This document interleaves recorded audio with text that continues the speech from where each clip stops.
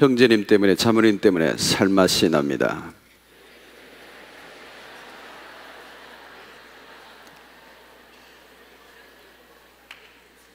예.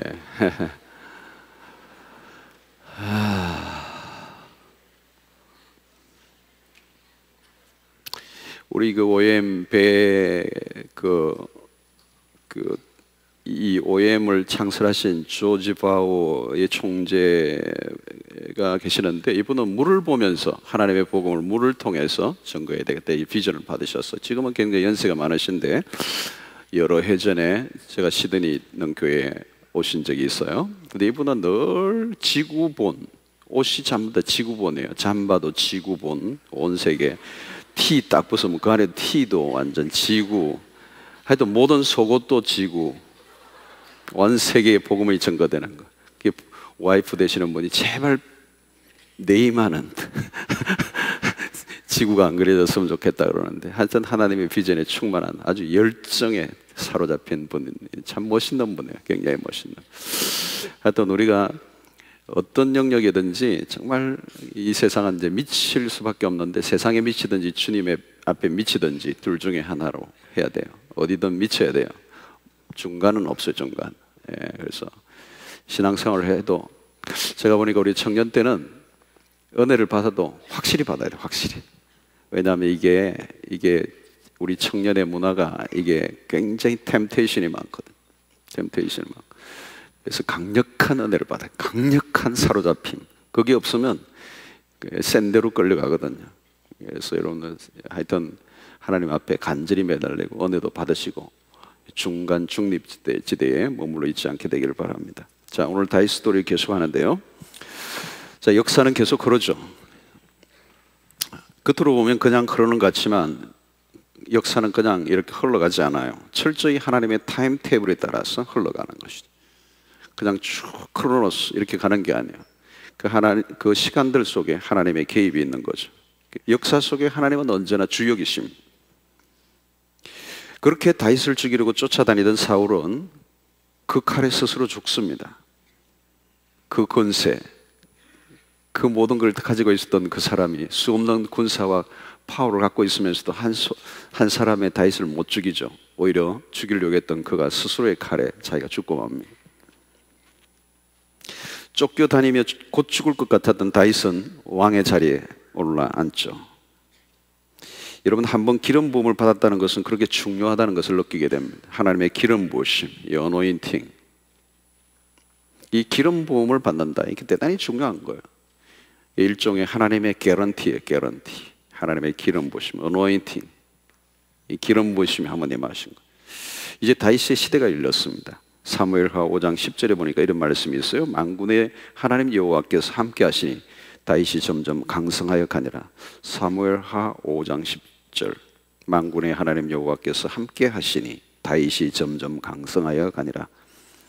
다윗의 왕국이 갈수록 잘 강성해졌다는 이유는 딱 하나예요. 만군의 하나님이 함께 하셨기 때문에. 인생의 결론적인 얘기예요. 사실은 인생의 결론이에요. 성경을 읽으면 읽을수록 붙들리게 되는 말씀이에요. 여호와께서 함께 하시니. 모든 시간, 모든 상황, 모든 사건들 속에 하나님이 함께 하시는. 예, 그러면 하나님이 우리의 팔을 들어주시는 거죠. 당신의 능력을 드러내. 다윗은 처음에는 남쪽 유다에서 7년 반 동안 왕노릇을 했습니다. 이어서 북이스라엘과의 통합을 이래서 통일 이스라엘의 왕이 되죠. 이스라엘을 괴롭히던 주변의 강국들이 다윗 왕국 앞에 하나하나 사라져갑니다. 이스라엘의 숙적이었던 블레셋도 넘어지고 마침내 다윗 왕국을 통해 태평성대가 일어나게 됩니다. 통일 이스라엘이 된 이후에 다윗이 가장 먼저 한 일이 있는데, 그게 뭐냐면 하나님의 법궤가 다윗 성으로 돌아오게 하는 것입니다. 다윗에게 우선순위가 무엇인지를 알려주는 대목이죠. 다윗은 무엇이 가장 중요한 일인지 알았습니다.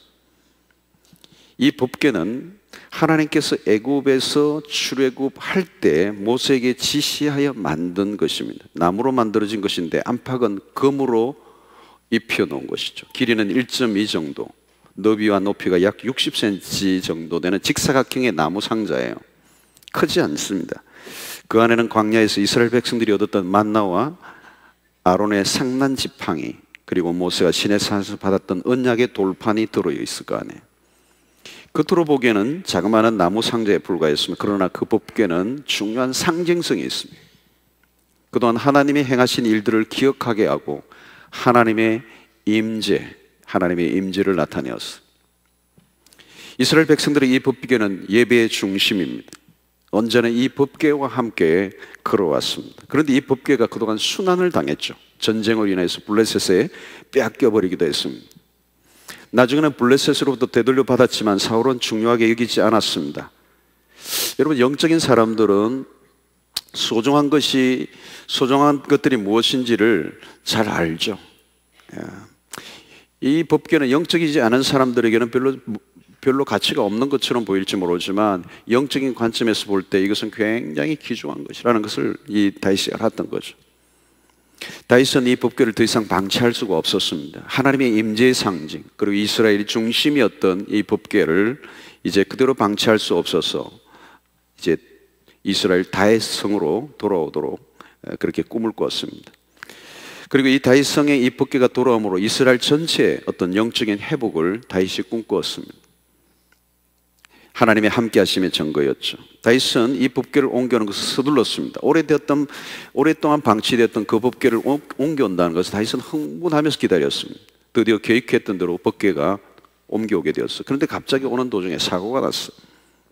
끔찍한 불상사가 일어났는데 법궤를 수리에 실어 오던 중에 수리를 끌던 소들이 갑자기 띠므로 법궤가 흔들리게 되자 그것을 우사라고 하는 사람이 그 법궤의 중심을 잡기 위해서 붙드는 순간 현장에서 적사하고 말았어요. 이 법궤가 수레를 싣고 있는데 소가 뛴 거죠. 우사가 우사 하다가 웃사한 것이죠.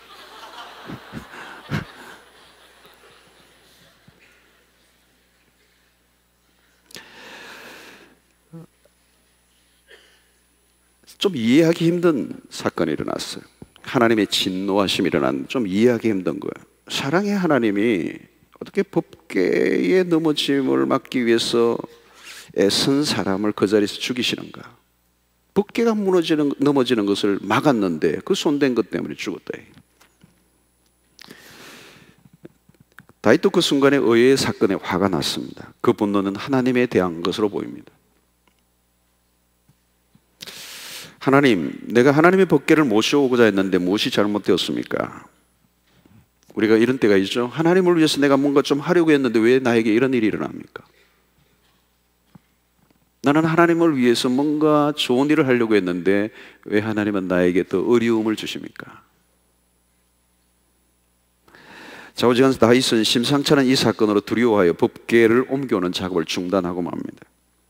문제는 어디에서 있었습니까?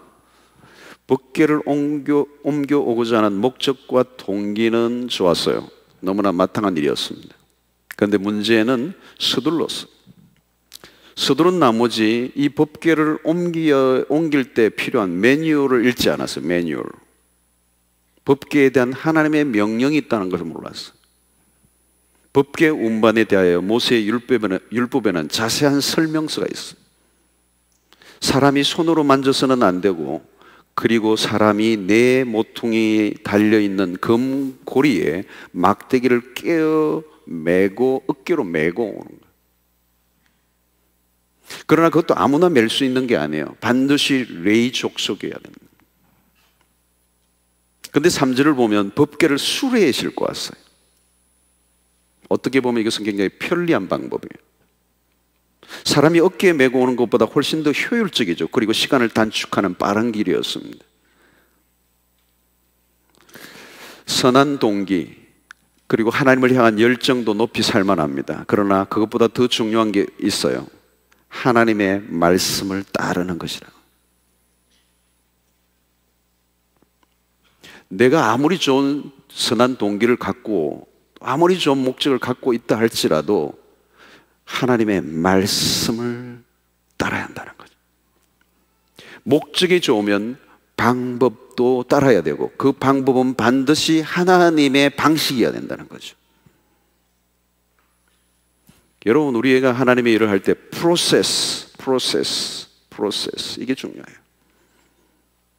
우리는 어떤 리절트, 결과를 생각할 때가 많아요. 열심히 좋긴 하지만 열심만으로 안 돼요. 과정을 무시해야만 한다.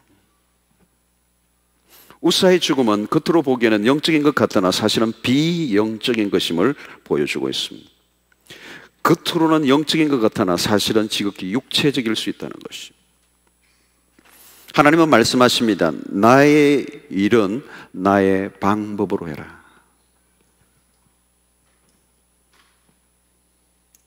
하나님의 일은 인간의 방법과 인간의 생각으로 해서는 안 된다는 거예요. 우리의 생각으로, 우리의 방법으로 해서는 안 된다는 거예요.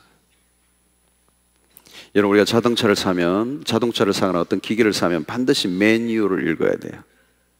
매뉴얼을 읽을 때 굉장히 중요한 게 뭐냐면 거기에 굉장히 붉은 글씨로 크게 써놓은 게 있어요. 워닝 뭐 이런 것들. 피할 수 없도록 아주 중요한 건, 다른 거는 뭐 이렇게 뭐 순서를 바꿔 끼워도 되고 하는데 절대로 놓치면 안 되는 것은 빨간 걸 워닝을 해놨다고. 절대로 이것은 하지 마시오 뭐 이런 거 있어요.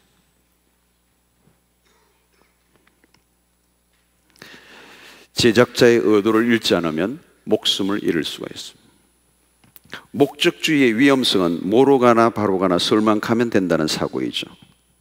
좌우지간 법궤를 옮겨 놓기만 하면 된다는 목적에 너무 몰두함으로 하나님의 방법을 생각하지 못했습니다. 언제나 주의해야 할 것은 말씀을 대수롭지 않게 여기는 태도예요. 하나님의 말씀을 소홀히 여기는 태도. 마치 운전을 할 때 교통 표지판을 무시하는 것과 같습니다. 분명히 스탑 해놨어요.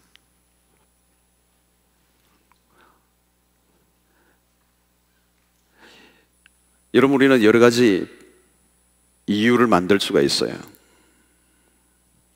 사람들은 그냥 법을 어기지는 않아요. 나름대로 해석을 붙이고 합리화하죠. 그러면서 법을 어기는 거죠. 여러분, 말씀에 대한 자기 임의적 해석은 매우 위험합니다. 자기 마음대로 해석하면 안 돼.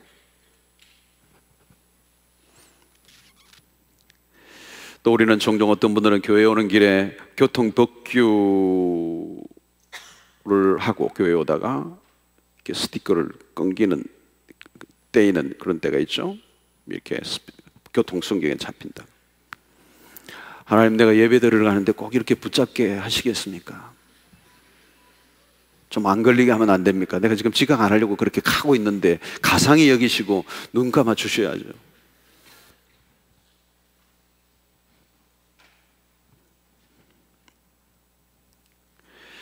하나님의 백성들은 바르게 사는 법을 배워야 합니다. 직장, 사업 혹은 결혼에 있어서도 말씀대로 사는 법을 익혀야 합니다. 열심만으로 칭찬할 수가 없어요. 몇 분 만에 여기 도착했나, 그게 중요하지 않죠. 저 효율 비용으로 최대의 이익을 남기는 것, 이건 기업의 원리입니다. 힘을 덜 들이고 많은 결과를 얻는 것, 경제의 논리입니다. 그러나 이런 것들은 영적 세계에 도입을 하면 안 되죠. 영적인 세계는 비경제적이고 비효율적인 때가 많아요. 답답할 정도로 템포가 느릴 때가 있어요. 우리의 생각과 다르게 하나님은 일을 하시는 것입니다. 사람이 직접 어깨에 매는 것보다 블레셋의 기계 문명의 도입이라고 할 수 있는 이 수레는 편리함이 있는 거예요. 그러나 교회는 첨단을 쫓아가는 곳이 아닙니다. 아무리 첨단의 시대라도 무릎 꿇고 기도하는 것을 대신해 줄 수 있는 것은 없습니다. 요즘 성경 낭송하는 뭐 이런 기계들, 찬송, CD 뭐 이런 것들이 있어요. 여러분, 그런 것들이 다 있다 할지라도 내가 하나님 앞에 나아가는 고백과 예배를 대신해 줄 수 없습니다. 편리를 쫓다 보면 이제는 인터넷 시대, 인터넷 교회들이 생겨나죠. 주일날, 아니 내가 편리한 날 책상 앞에서 예배를 드릴 시대가 올지도 모르겠어. 신경 쓰지 않으면 세속화의 담은 굉장히 낮아서 언제든지 뛰어넘어갈 위험성이 있어. 편리성. 중요한 것은 나의 열정이나 내가 얼마나 빠른가, 생산적인가, 이런 것이 중요하지 않다는 거죠. 영적인 일을 세속적인 가치로 다루지 않아야 한다는 것입니다. 하나님의 일을 세상의 매뉴얼로 덤벼들어서는 안 되고, 무엇보다 하나님을 내가 보호하지 않으면 안 되는 것처럼 여기는 태도, 그것이 우사의 모습이었습니다. 말씀에 불순종하는 것은 매우 위험한 것입니다. 아주 작은 일에서부터 말씀을 정확하게 확인하고 지키는 노력을 해야 하는 것입니다. 자, 다윗은 무엇인가 잘못된 것을 알아차렸습니다. 무조건 밀어붙이려고 하지 않았습니다. 나의 열심만으로 무조건 몰아붙이지 않았던 거죠. 다윗은 너무 자기 생각에만 몰두했다는 것을 깨달았습니다. 그는 법궤를 가드의 오벳에돔이라고 하는 사람의 집에 머물게 하고 그 법궤가 3개월 동안 그 집에 머무르는 동안에 그 집이 복을 받습니다. 그동안 다윗 자신도 하나님의 율법책을 보며 연구했습니다. 무엇이 잘못되었는지를 확인했습니다. 그리고 이제 다시 옮겨오는 작업을 시도하고자 하는 장면이 오늘 본문에 나옵니다. 이것을 대조가 되는 본문이 역대상 15장에도 나오는데요. 역대상 15장에 보면 15장 15절에 보니까 모세가 여호와의 말씀을 따라 명하는 대로 레위 자손이 채로 하나님의 궤를 꿰어 어깨에 매니라.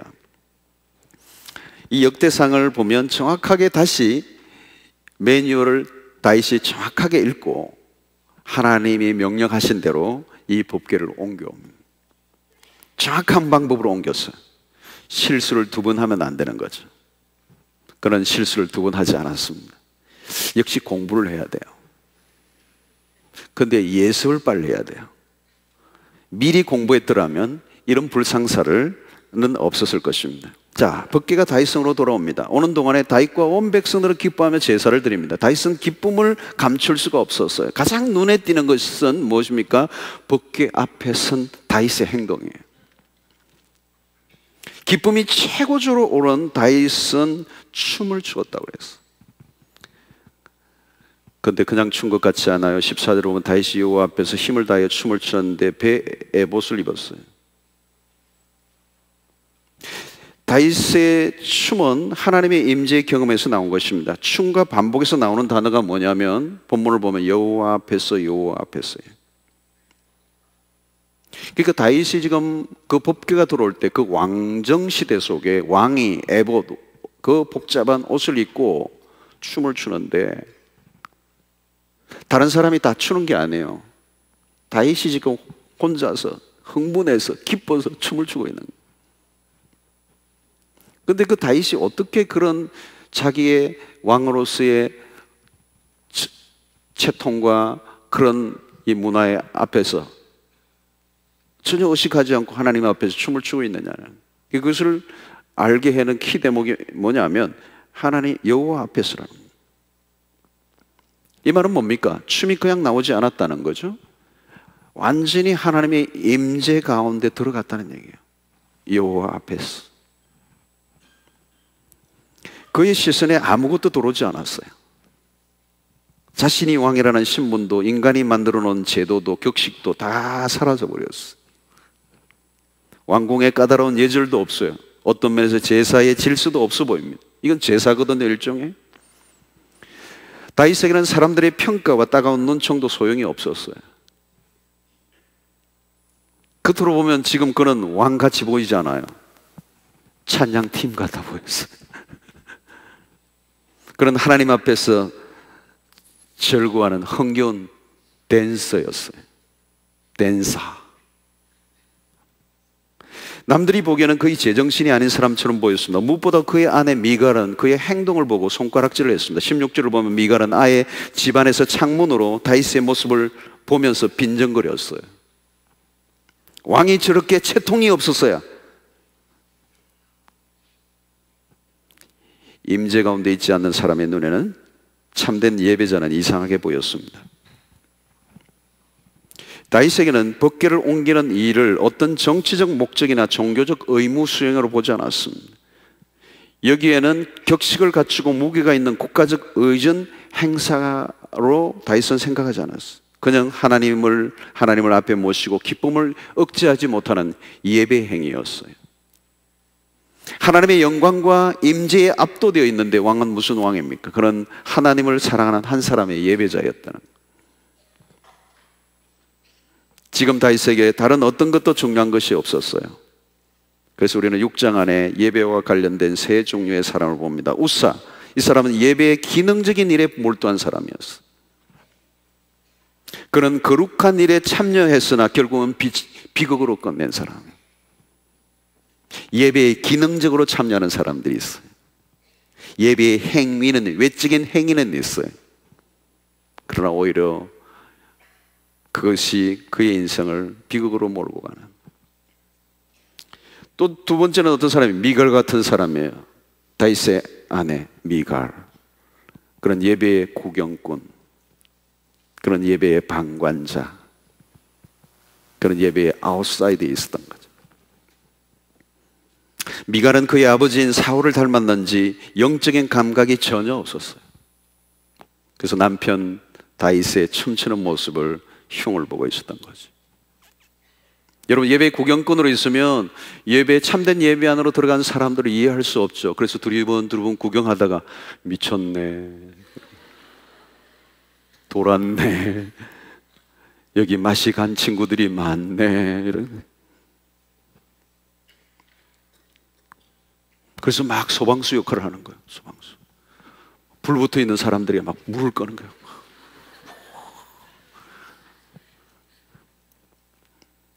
그런 사람들 옆에 있으면 참 힘들어요. 막 째려보면서. 그러나 다윗은 예배자였어요. 다윗은 예배자였습니다.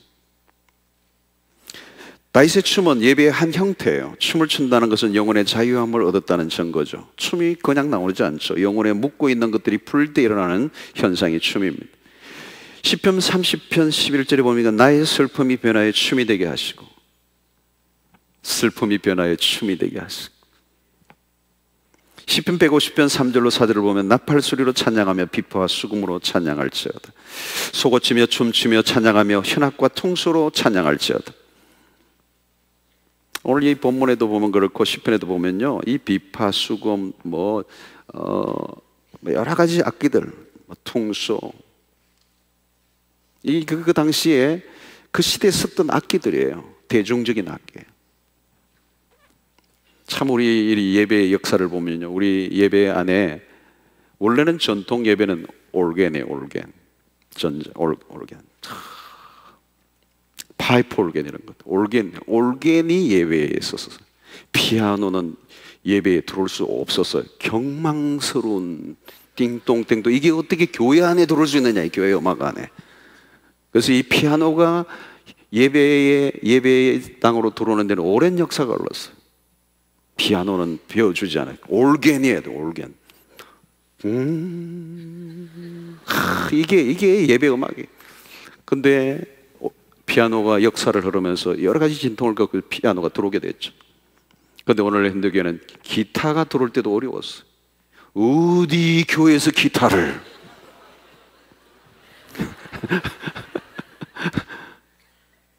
못 쳤어요.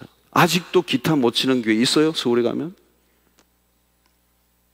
서울의 큰 교회 어느 중에는요, 우리 부르는 이런, 우리 이 찬송가, 여러분들은 잘 안 봤을 때, 우리 기본 그 두꺼운 찬송가, 성경에 붙은 찬송가 왜 부르면 큰일 나요.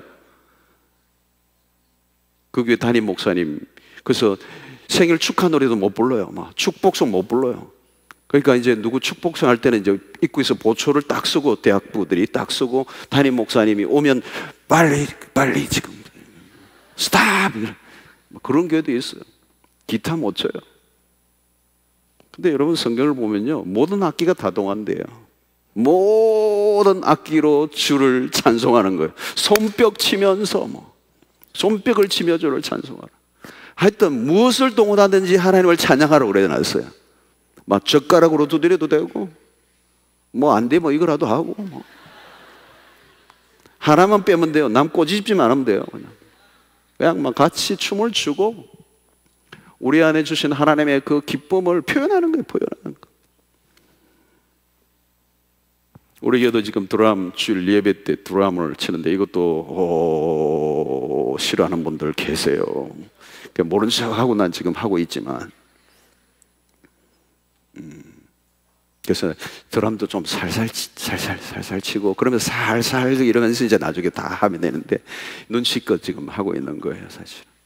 왜냐하면 전통적인 분들이 또 계시니까, 다양한 분들이 계시니까, 다양한 자기 기율을 가지고 하나님 앞에 나온다. 근데 우리는 오늘날 우리의 젊은이들이 하나님 앞에 예배 나올 때 자기의 자신들의 모든 것들을 마음껏 표현할 수 있는 문화를 가지는 게 굉장히 중요한 거죠.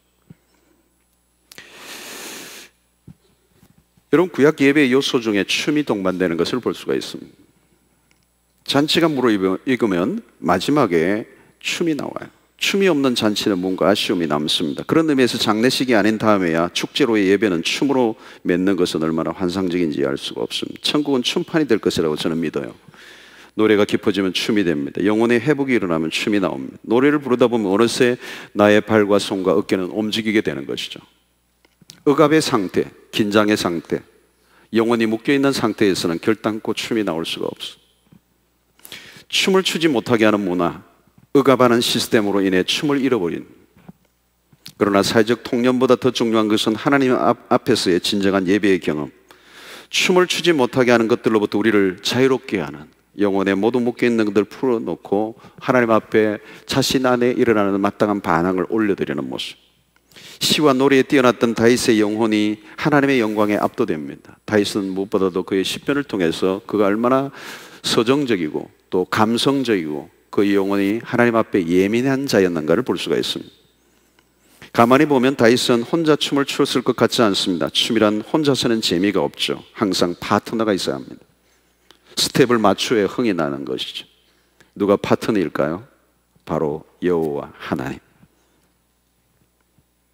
흔히 어릴 때 어린 자녀가 기뻐 춤을 추는 모습에 흥분하며 함께 춤을 추는 가족들의 모습을 연상하게 합니다. 천군 내 천사들이 그리고 하늘의 하나님이 다윗과 함께 스텝을 밟고 있는 것입니다. 왜 하나님이 다윗을 내 마음에 합한 자라는 칭송을 하셨는지 조금씩 알게 됩니다. 왜 그는 하나님의 사랑을 독차지한 사람이 되었는가를 알 듯합니다. 하나님께 적극적으로 반응할 줄 아는 사람, 다윗은 열정의 사람이었습니다. 그는 하나님을 기쁘시게 할 줄 아는 사람이었습니다. 왕 다윗이 채통을 입고 기뻐하며 춤을 추는 동안 가장 기뻐했던 분은 하나님이었을 것입니다. 다윗, 너가 나로 인하여 그렇게 즐거워하며 어린아이처럼 뛰노는 것을 보니 나도 좋구나. 여러분, 우리가 하나님을 기쁘시게 하는 것이 뭔지 아세요? 하나님 앞에서 우리가 기뻐하는 거예요.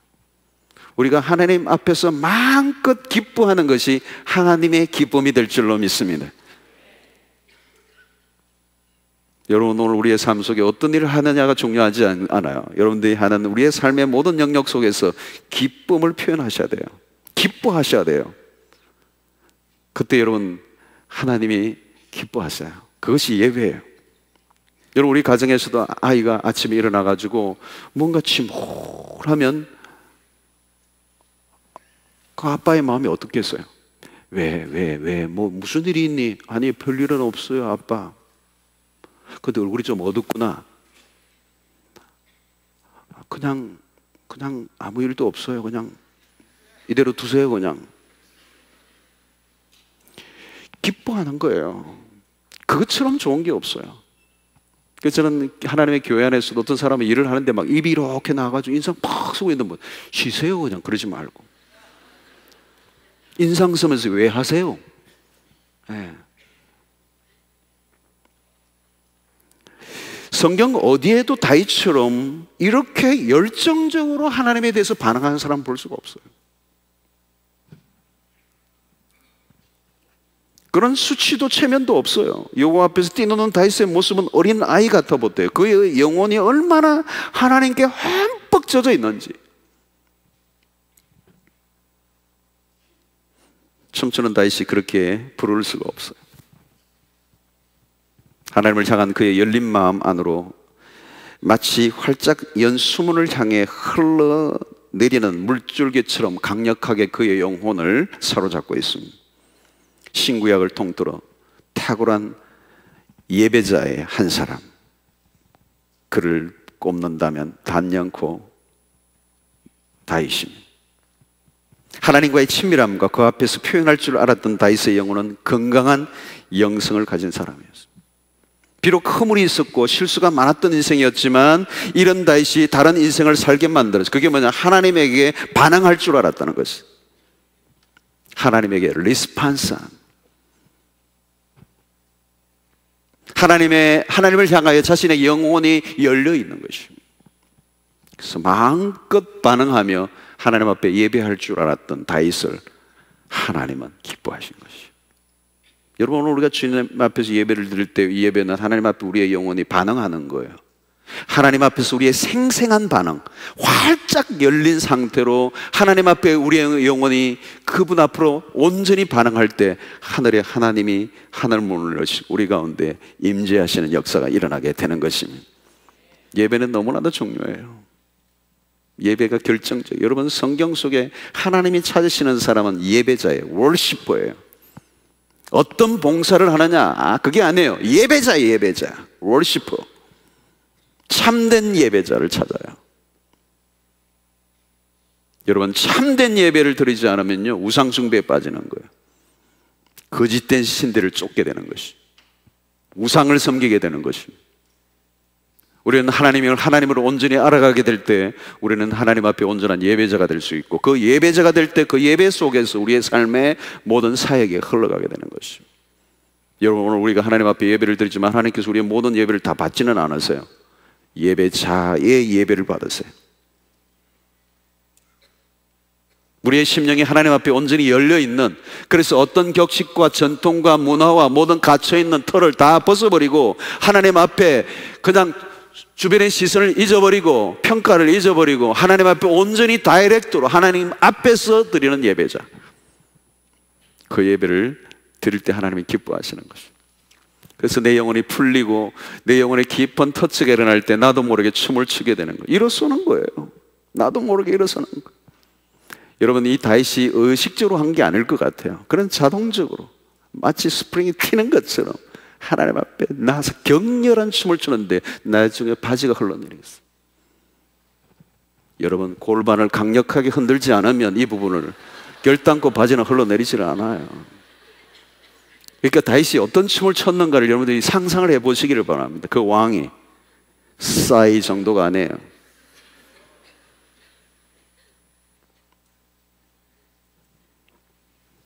그런 하나님 앞에서 완전히 몰두하고 취해 있는 모습들, 저는 참 세상에서도 가장 아름다운 사람은 예배자더라고요. 저는 미국의 그런 예배가 탁월한 교회들을 미국 순례를 했던 적이 있어요. 미국의 교회들을. 예배에 압도되어져서 그 하나님의 임재 앞에 나가서 하나님의 영광에 압도되어져 있는 그 하나님의 사람들 보면요, 천사들이에요. 이미 그들은 하늘에 도착한 사람들 같이. 여러분, 예배에 기능적으로 참여하는 우사가 되지 마시기 바랍니다. 예배를 구경하는 미갈이 되지 않게 되길 바랍니다. 예배자 다윗처럼 춤을 추며 하나님 앞에 나아가는 은혜가 있게 되기를 바랍니다. 우리는 이 모습 속에서 하나님 앞에서 하나님과 함께 춤을 추는 이 다윗의 영혼이 회복되고 치유되고 그 안에서 주어지는 영적 자유함이 다윗을 내 마음에 합한 자라고 칭하는 은혜를 있게 된 것입니다. 여러분들이 인생의 진정한 하나님의 예배자가 되시고 하나님 앞에서 춤출 줄 아는 자들이 되시고 여러분들의 전통과 문화에 갇혀 있지 않고 하나님 앞에 마땅한 반응을 할 수 있는 용기가 있게 되기를 바라고, 예배 속에 기름 부으심이 있는 역사가 있게 되기를 바랍니다. 하나님이 여러분들을 이끄시는 대로 반응하시고 나아가시며 온전한 예배를 경험하는 축복이 있게 되기를 축원합니다. 다윗처럼 춤을 추면서 우리 찬양 하나 하고 32분 자, 나 여러분들 빨리 보내고 싶어가지고 이게 밤늦은 시간에 어두워서 부수온데 빨리 집에 들어가야지. 자, 노래 하나 하고 일어납시다. 우리 일어납시다. 우리 다 함께 주님의 임재 앞에서 권능의 날개 아래서 그의 능하신 행동을 인하여 찬양해. 주님의 임재 앞에서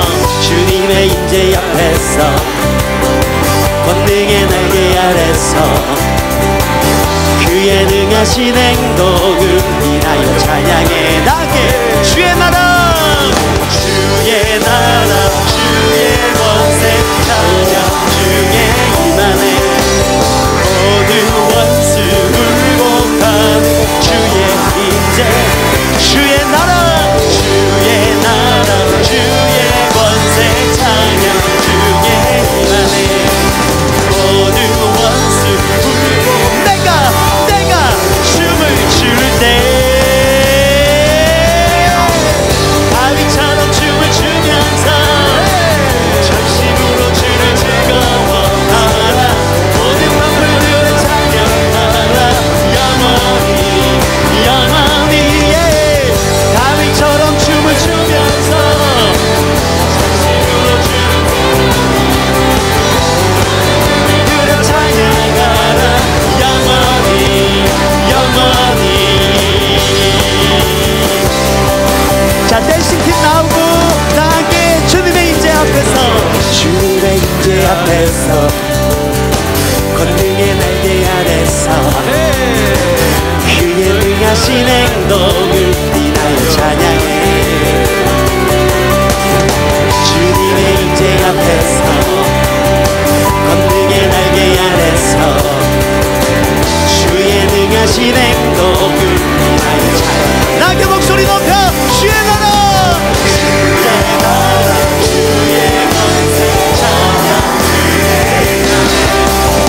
모든 원수 굴복하는 주의 임재 주의 나라 주의 권세 찬양 주의 임하네. 모든 원수 굴복하는 내가 춤을 출때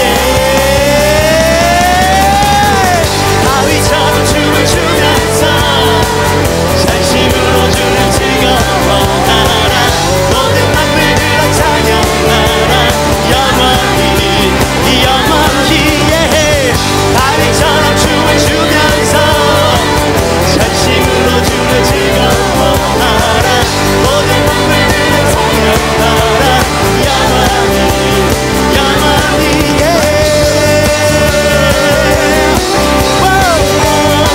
우리 한 번 더 주님의 임재 주님의 임재 앞에서 권능의 날개 아래서 그의 능하신 행동을 인하여 찬양해.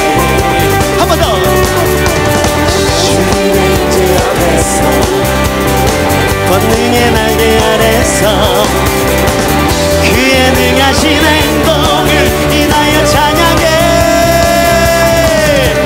주의 나라 주의 권세 찬양 모든 원수 굴복하는 주의 임재 주의 나라 주의 권세 찬양 주의 임하네. 모든 원수 굴복하는 내가 춤을 출 때 다윗처럼 춤을 추면서 전심으로 주를 즐거워하라. 모든 만물들아 찬양하라. 영원히 영원히 다윗처럼 춤을 추면서 전심으로 주를 즐거워하라. 모든 만물들아 찬양하라. 우리 다 함께 다윗처럼 춤을 추면서 전심으로 주를 즐거워하라. 모든 만물들아 찬양하라. 영원히 다윗처럼 춤을 추면서 전심으로 주를 즐거워하라. 모든 만물들아 찬양하라. 영원히 영원히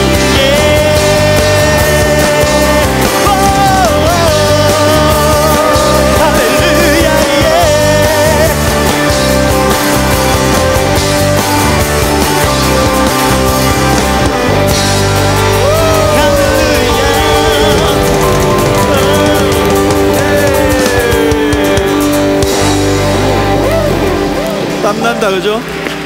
땀이 나 땀이야 그죠? 나 별로 안 추웠는데 땀나네. 난 몸이 무거워가지고 말이 못하겠어요. 자, 우리 한번 기도합시다. 여러분, 하나님이 누구이신지를 알아야 예배자가 되죠. 다윗은 하나님이 누구인지를 알았던 거죠. 여러분, 하나님이 누구이신지를 알면 춤이 나올 거예요. 하나님이 하나님 되심을 알면 우리는 진정한 예배자가 될 수가 있어요. 어떤 상황에도 우리는 하나님을 예배할 수가 있어요. 그 임재 앞에 사로잡힐 때 우리를 붙잡고 있는 어떤 상황 속에서도 감사하고 기뻐하고 주께 영광을 돌릴 수 있을 줄로 믿습니다. 여러분, 오늘 우리의 삶에 진정한 예배가 회복되게 하여 주시옵소서. 예배자가 되게 하여 주시옵소서. 예배자가 되면 승리할 줄로 믿습니다. 예배자를 건드릴 수가 없어요. 하나님이 붙드시는 것이죠. 하나님과 함께 스텝을 맞추며 춤추는 다윗이 되게 하여 주시고, 오늘도 우리가 춤추는 그런 예배자로 살게 하여 주시고, 우리의 영혼에 묶여있는 모든 것들이 족쇄처럼 붙잡고 있는 것들이 풀려나는 역사가 일어나게 하여 주시옵시고, 우리의 영혼에 진정한 자유와 안식이 있게 하여 주시옵소서. 하나님의 일은 하나님의 방법으로 하는 것이죠. 하나님의 말씀을 따라 행하는 것입니다. 나의 열심과 나의 동기가 중요한 것이 아니라 하나님의 방식으로, 하나님의 말씀을 따라 우리가 순종하게 나갈 때 하나님께서 그 일을 받으시는 줄로 믿습니다. 우리의 열심에 빠져서 하나님의 말씀을 우리가 무시한다면 그것은 하나님을 대적하는 일이 될 수가 있는 것이죠. 하나님이 진노하신다는 것이죠. 오늘 우리가 하나님의 말씀을 소홀히 여기지 않고 하나님의 말씀에 귀를 기울이고 그 말씀을 따라, 아주 작은 말씀이라도 그 말씀에 하나님 우리는 두려워하며 순종하고자 할 때 하나님께서 우리의 그 삶을 받으실 줄로 믿습니다. 하나님, 우리 말씀을 생각하며 주님 앞에 나아가도록 하겠습니다. 주여 한번 외치고 기도하고 나아가겠습니다. 주여